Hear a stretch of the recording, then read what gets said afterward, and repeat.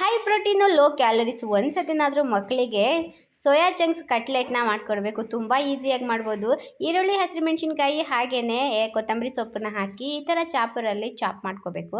ತುಂಬ ಚೆನ್ನಾಗಿ ಫೈನಾಗಿ ಚಾಪ್ ಆದ್ರೇ ತುಂಬ ಚೆನ್ನಾಗಿ ಬರುತ್ತೆ, ಅಂದರೆ ತಿನ್ನೋದಕ್ಕೆ ಬಾಯಿಗೆ ಚೆನ್ನಾಗಿ ಸಿಗುತ್ತೆ.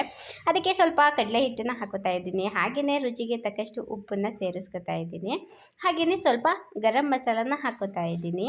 ನಂತರ ನಾನು ಬೇಯಿಸಿ ಅದು ಬಿಸಿ ನೀರಲ್ಲಿ ಚಂಕ್ಸನ್ನು ಹಾಕಿ ಇಟ್ಟಿದ್ನಲ್ಲ, ಇವಾಗ ಇದು ತಣ್ಣಗಾಗಿದೆ. ಅದನ್ನು ನೀಟಾಗಿ ಸ್ಕ್ವೀಸ್ ಮಾಡಿ ಅದನ್ನು ಒಂದು ಮಿಕ್ಸಿ ಜಾರಿಗೆ ಸೇರಿಸ್ಕೊತಾ ಇದ್ದೀನಿ. ಅದನ್ನು ಚೆನ್ನಾಗಿ ಗ್ರೈಂಡ್ ಮಾಡ್ಕೊಬೇಕು. ಗ್ರೈಂಡ್ ಮಾಡಿ ಆ ಗ್ರೈಂಡ್ ಆಗಿರುವಂತಹ ಪೇಸ್ಟನ್ನು ಈ ಥರ ಒಂದು ಬೌಲಿಗೆ ಸೇರಿಸ್ಕೊತಾ ಇದ್ದೀನಿ. ಹಾಗೆಯೇ ಇದಕ್ಕೆ 2 ಬೇಯಿಸಿಟ್ಕೊಂಡಿದ್ದಂತಹ ಆಲೂಗೆಡ್ಡೆನ ಸೇರಿಸ್ಕೊತಾ ಇದ್ದೀನಿ. ತುಂಬ ರುಚಿಯಾಗಿರುತ್ತೆ. ಇದನ್ನೆಲ್ಲ ಹಾಕಿ ನೀಟಾಗಿ ಒಂದು ಸತಿ ಕಲಿಸ್ಕೊತಾ ಇದ್ದೀನಿ. ಬೇಕು ಅಂದರೆ ನೀವು ಒಂದು ಸತಿ ರುಚಿಗೆ ಉಪ್ಪು ಹೇಗಿದೆ ಅಂತ ಒಂದು ಸತಿ ಬೇಕಾದರೆ ನೋಡ್ಕೊಬೋದು. ಇವಾಗ ಇದಕ್ಕೆ ಶೇಪನ್ನು ನಾವು ಹೇಗೆ ಬೇಕಾದರೂ ಕೊಡ್ಬೋದು. ಮಕ್ಕಳಿಗೆ ಇಷ್ಟ ಆಗೋ ಥರ, ಅವರಿಗೆ ಇಷ್ಟ ಆಗೋ ಥರ ಶೇಪಲ್ಲೂ ಬೇಕಾದರೂ ಮಾಡ್ಕೋಬೋದು.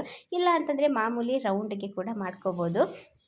ತುಂಬ ಚೆನ್ನಾಗಿರುತ್ತೆ. ಬೇಕು ಅಂತಂದರೆ ಇದಕ್ಕೆ ನಾವು ನೆನೆಸಿ ಇಟ್ಕೊಂಡಿರ್ತೀವಲ್ವ ಹೆಸರುಕಾಳು, ಕಡಲೆಕಾಳು, ಅದನ್ನು ಸಹ ಗ್ರೈಂಡ್ ಮಾಡಿ ಹಾಕ್ಕೊಂಡ್ರೆ ಇನ್ನೂ ಹೆಲ್ದಿಯಾಗಿ ರೆಡಿಯಾಗುತ್ತೆ ಈ ಕಟ್ಲೆಟು.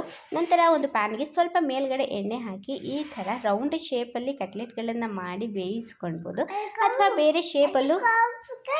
ಬೇರೆ ಶೇಪಲ್ಲೂ ಕೂಡ ಮಾಡ್ಕೋಬೋದು. ನಿಜ ಹೇಳಬೇಕು ಅಂತಂದರೆ ಎಷ್ಟು ರುಚಿಯಾಗಿತ್ತು ಅಂತ ಹೇಳಿದ್ರೆ, ನಾನು ಬೇರೆಯವ್ರು ಮಾಡೋದನ್ನು ನೋಡಿದ್ದೆ ಅಷ್ಟೇ, ಯಾವತ್ತೂ ಟ್ರೈ ಮಾಡಿರಲಿಲ್ಲ. ರುಚಿ ಇಷ್ಟು ಚೆನ್ನಾಗಿರುತ್ತೆ ಅಂತಲೂ ನನಗೆ ಗೊತ್ತಿರಲಿಲ್ಲ. ಮಕ್ಕಳಂತೂ ಎಷ್ಟು ಚೆನ್ನಾಗಿ ತಿಂದರು ಅಂತ ಹೇಳಿದ್ರೆ, ಆ್ಯಂಡ್ ತುಂಬ ಹೆಲ್ದಿ ಕೂಡ. ಇದು ಹೈ ಪ್ರೋಟೀನ್ ಇರುವಂತಹ ಇಂಗ್ರೀಡಿಯೆಂಟ್ಗಳಲ್ಲಿ ದಿ ಬೆಸ್ಟ್ ಅಂತ ಹೇಳಿದರೆ ಇದು ಸೋಯಾ ಚಂಕ್ಸು.